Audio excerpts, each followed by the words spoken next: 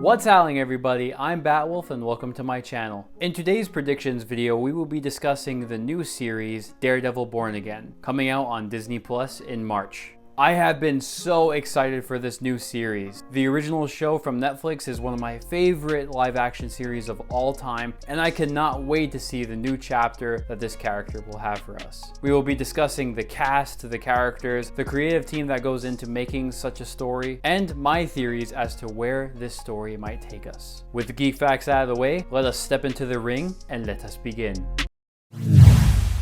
So first, let's talk about the creative team that goes behind Daredevil Born Again. Dario Scardepan returns as this series showrunner. Originally, he had worked on The Punisher as an executive producer and writer, and he also co-wrote episodes of Born Again with other writers such as Jesse Wigatow and Heather Belson. For those of you who have not seen The Punisher, that this show is going to be very raw, personal, and extremely violent. Also returning to Marvel is the director team from Moon Knight, Justin Benson and Aaron Moorhead. While I have some problems with the way they decided to shoot Moon Knight, I have a feeling that was more about the studio than it was about that creative team, because they had made some of the coolest shots from the MCU in those early stages of the Disney Plus series. Not to mention the 1, 2, 3, and 4 different personalities that they were directing in that storyline. Does that make them good directors? Not necessarily, but what I'm saying is that they're very good with balancing the dualities and the different sides of a character, which is really important when we're talking about the duality of Matt Murdock and Daredevil.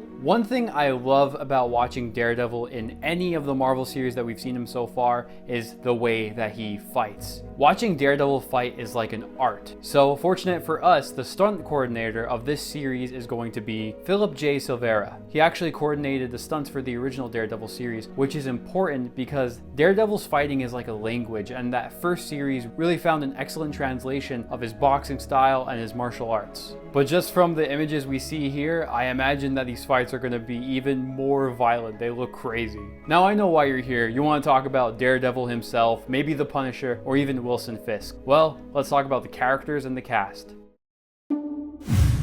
Now, let me just be the first one to say, we're back, baby. I'm so excited. We got Charlie Cox, John Bernthal, Vincent D'Onofrio is back. They look amazing. Daredevil looks almost perfect. All he's missing is the symbols from the comic books on his chest, but the only character I find that could have used a little bit more work is Bullseye. I mean, I think they might be saving his comic accurate look for future seasons of the show, as we already know it's been renewed for more than one season. All of the characters returning are superb actors from the original series, and so I can't imagine that they're going to be pulling any stops when it comes to the acting. Now, there are some newcomers when it comes to the White Tiger and Muse. I don't know much about them. I did a little bit of research, but I gotta say, just from the trailer alone, they look really cool. They look great, comic accurate, and very intriguing. So I'm looking forward to their performances. Now, let's get into the character's journey.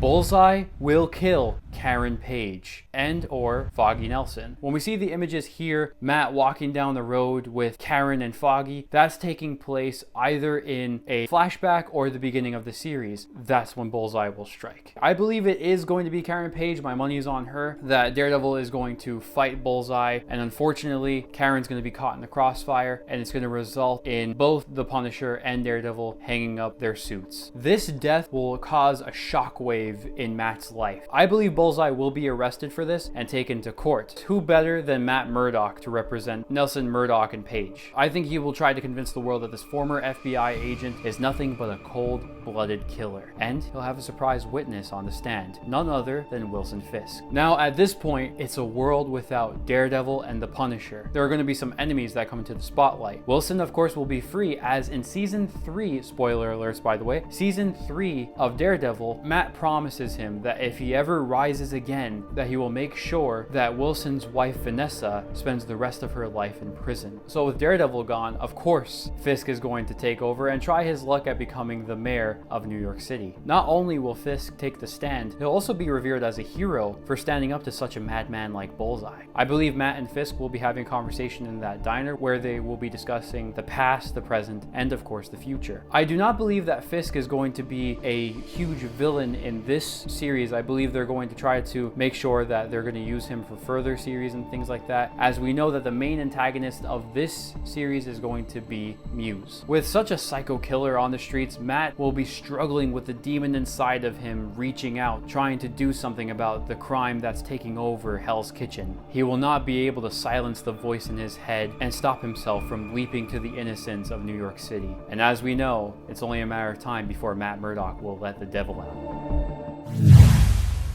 The next part, we're going to be talking about some theories about the show and how it might expand into the MCU. Theory number 1, Murdock versus Fisk. As we know, Daredevil and Wilson Fisk, aka the Kingpin, fight each other in the underworld of New York City. I believe this series could lead to Matt eventually taking him on in not just the streets of New York, but in its offices. I believe one day they could run against each other and go head to head for the office of New York City. This will not only cause a battle of ideologies and politics, but a war on the streets.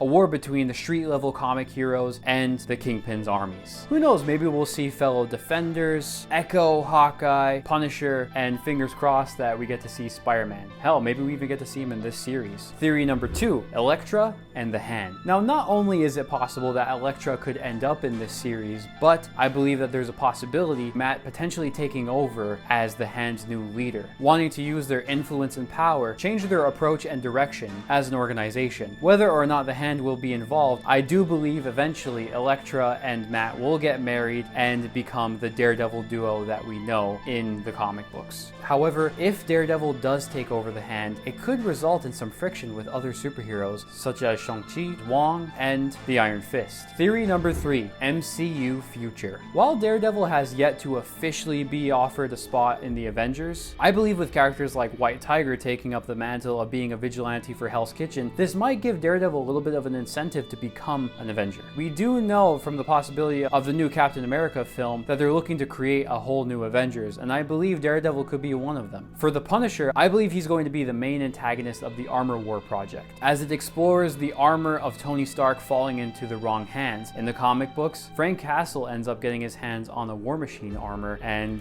yeah, you can imagine what someone as unstable as Frank Castle might do with a War Machine armor. But I mean, just look at how cool it looks. I look forward to seeing if this is real or not.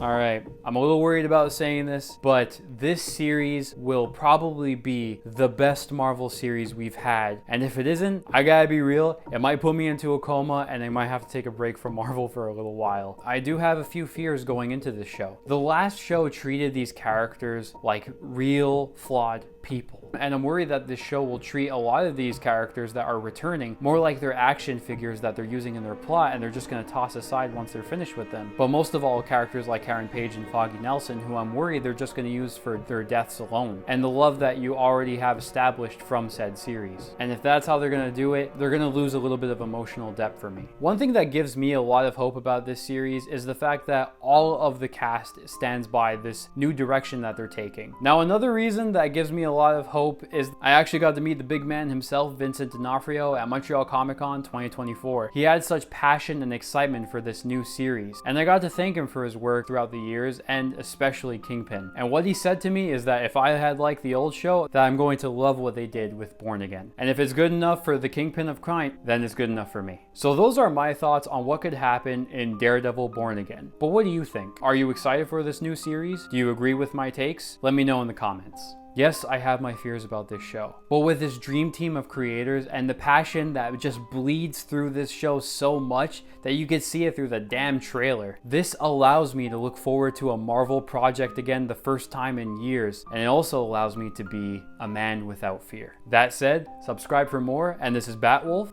howling out.